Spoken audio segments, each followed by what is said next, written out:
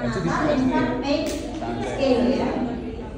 Jadi yang pertama adalah memberi salam, menyapa keluarga ya. Jadi ingat, ketika kita menangani pasien-pasien yang bayi, itu kita menyapanya siapa?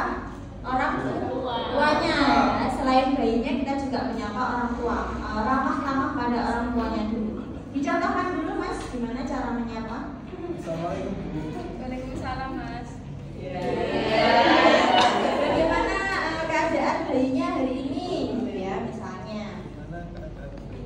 Ini misalnya seperti itu. Atau mungkin apakah si bayi X ya, misalnya bayi X-nya masih rewel gitu ya, misalnya seperti itu. Kemudian yang kedua adalah memperkenalkan diri. Yuk, contohnya memperkenalkan diri bagaimana? Perkenalkan, saya perawat Eka. Perkenalkan Bu, itu ya langsung. Saya di sini perawat Eka. Eka. Oh ya. Hari. Oh ya, Eka Hari ya. Saya perawat Eka yang berjaga di shift ini ya. Permisi Bu, saya akan melakukan pemeriksaan untuk nyeri pada adik bayi, gitu, misalnya seperti itu. Atau mungkin saya akan memeriksa kondisi pada bayi, terutama untuk yang nyerinya, seperti itu bisa. Kemudian setelah menjelaskan tujuan, yang keempat adalah menjelaskan prosedur dan waktu, kontrak waktu ya. Jangan sampai lupa ya. Kadang-kadang kalian lupa untuk kontrak waktu ya, berapa menit akan dilakukan tindakannya. Misalnya seperti ini.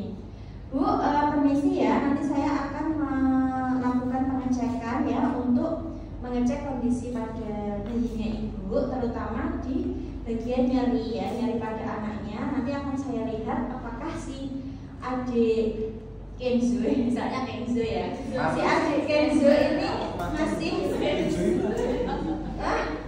ada nggak bayi namanya Kenzo? Ya kan? Atau Alex ya? Nanti saya akan memeriksa kondisinya di Alex ya. Si Alex ini kan karena dia ada kemarin juga rewel Bu, menangis. Nanti akan saya cek ulang ya untuk kondisi dari nyerinya di Alex misalnya seperti itu. Nanti untuk prosedurnya nanti saya akan melakukan pemeriksaan dari wajah sampai ke tungkai kaki pada di Alex. Nanti kira-kira waktunya berapa menit? 15 menit. Ya, 10 menitan gitu sudah cukup ya Bu, nggak usah lama-lama. Gimana Bu, apakah bersedia?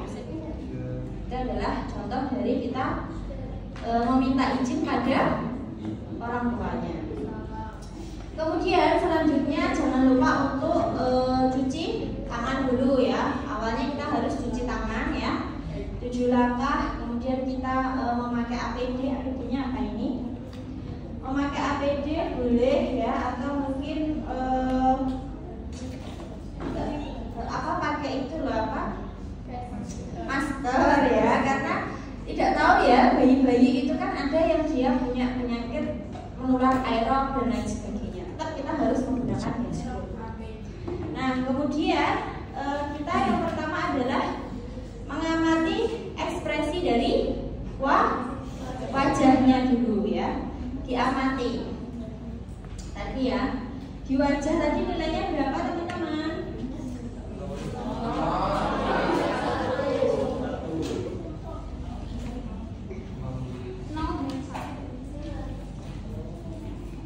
Ini ya, di ekspresi wajah kalau 0 itu dia relax ya, berarti bayinya tidak menangis ya. Ini boleh digendong Bu ya, nggak apa-apa. Jadi kita menilai sambil si bayi ini posisinya senyaman mungkin ya. Kita pertama melihat dari ekspresi wajah. Kalau 0 relax, kalau 1 meringis atau rewel. Rewel itu gimana contohnya? Bungar itu kalau nangis ya. Jadi kayak ya, menangis tapi belum pulas ya. Seperti itu. Otot wajahnya tegang, alisnya berkerut ya.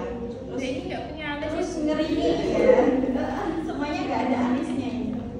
Nah kemudian setelah kita lihat, yang kedua apa? Tangisan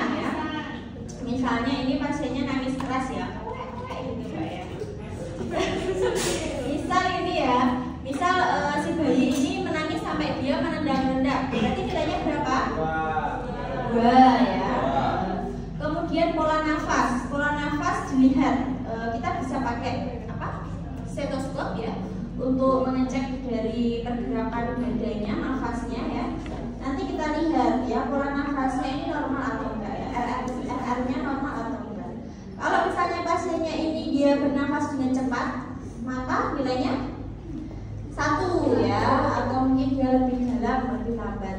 Kemudian yang keempat adalah tungkai ya, tungkai dari tangan dan juga kaki. Lihat kalau relax berarti nilainya 0 ya, tidak ada kekakuan otot.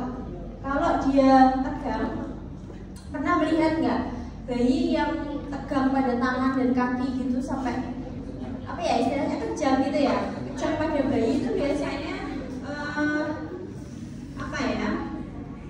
Timbul perasaan kekakuan pada otot. Nah itu nanti kita beri nilai 1. Kalau fleksi itu gimana sih fleksi? Ekspresi ya. Kemudian yang terakhir adalah tingkat kesadaran ya. Kalau bayinya bangun normal-normal aja atau tidur normal-normal aja nilainya berapa? 0. Kalau bayinya bisa 1 ya.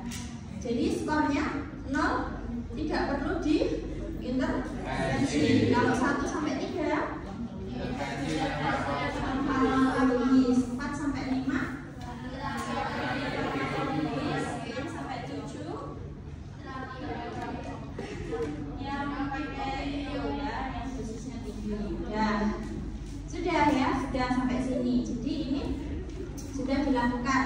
Nah kemudian untuk skornya tidak nyari jika total skornya kurang dari 3. Tapi kalau lebih dari 3 maka kita bisa mengkategorikan sebagai nyeri ya, nyeri pada anak.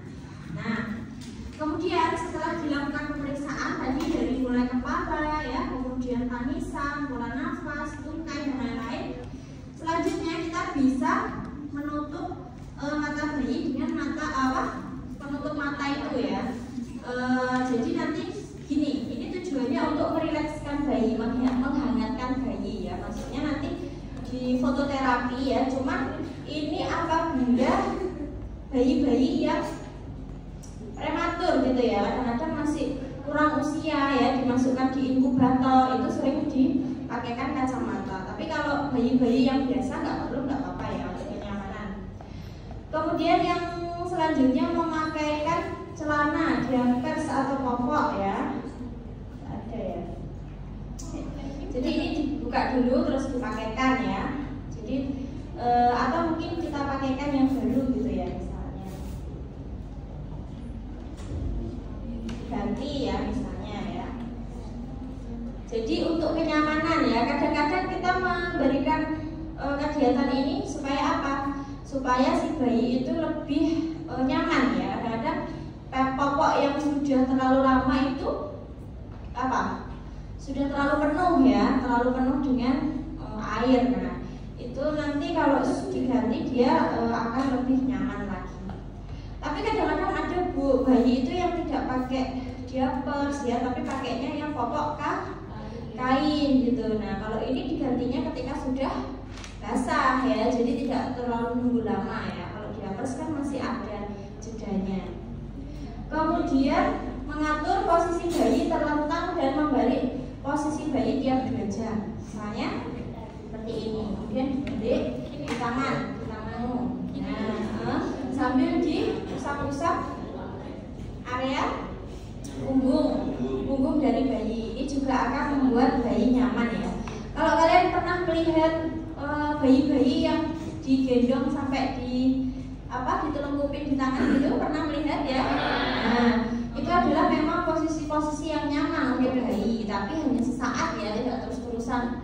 Anda karena sudah ahli terus bayinya bawa oke mana ya? Jadi setiap 2 jam bolehlah kita. Supaya apa? Supaya posisi bayi itu tidak terlentang terus ya di bed seperti itu. Kemudian menekan tombol pada lampu fototerapi ini apabila dibutuhkan ya untuk penyinaran ya, karena penyinaran itu untuk menghangatkan kondisi dari dalam posisi aman, penyinaran sesuai indikasi. Nah, ini untuk bayi-bayi yang biasanya apa? Hiperbilirubin ya. Jadi pernah lihat bayi kuning? Bayi kuning itu maksudnya dia kulitnya agak kekuningan ya, matanya juga agak kekuningan. Itu biasanya apa? Intervensinya dijemur atau mungkin dijemur maksudnya adalah dipanaskan sebentar ya dengan orang tuanya begitu sampai tidak sampai lama ya, paling berapa menit gitu aja ya. Tidak sampai lama kayak jemur baju gitu ya Mas ya. Kalau jemur baju kan lama seharian, jemur bayi jangan lama-lama ya, nanti kulitnya gosong. Kemudian bisa menggunakan fototerapi ini apabila memang itu berada di rumah sakit ya untuk kenyamanan bayinya. Nah, kalau sudah melakukan pemenuhan pemberian ASI ya, setelah ini tadi bayinya dikoreksi tadi ya, nyaman atau enggak, penilaiannya tadi berapa? Di bawahnya 3 tidak nyeri, di atasnya 3 nyeri. Nah, misalnya dia di bawahnya 3, maka boleh digendong-gendong saja dan juga disusui ya. Tapi kalau misalnya di atas 3, maka kita segera memberikan farmakologis atau non farmakologis tadi ya, untuk membantu menurunkan tingkat nyeri dari si anak ini. Nah, kemudian selanjutnya yang terakhir, fase terminasi adalah melakukan evaluasi ya, berapa tadi skalanya, dievaluasi respon bayinya, kemudian menyampaikan rencana tindakan ya. Baik, ini tadi Bu, baby Alex bayi Alex sudah dilakukan pemeriksaan. Alhamdulillah, karena kemarin itu kan rewel sekali dan sudah sempat mendapatkan obat untuk menurun nyerinya ya. Jadi alhamdulillah ini setelah saya cek untuk nyerinya itu tidak nyeri ya, bayinya aman. Jadi ini bisa lanjut untuk disusui Bu dan digendong-gendong ya. Mungkin mungkin itu saja. Nanti untuk tindakan selanjutnya nanti saya akan datang kembali dulu jam untuk melakukan pemeriksaan ya Bu ya, TTP seperti itu. Kalau sudah, maka kita harus mendokumentasikan hasil dari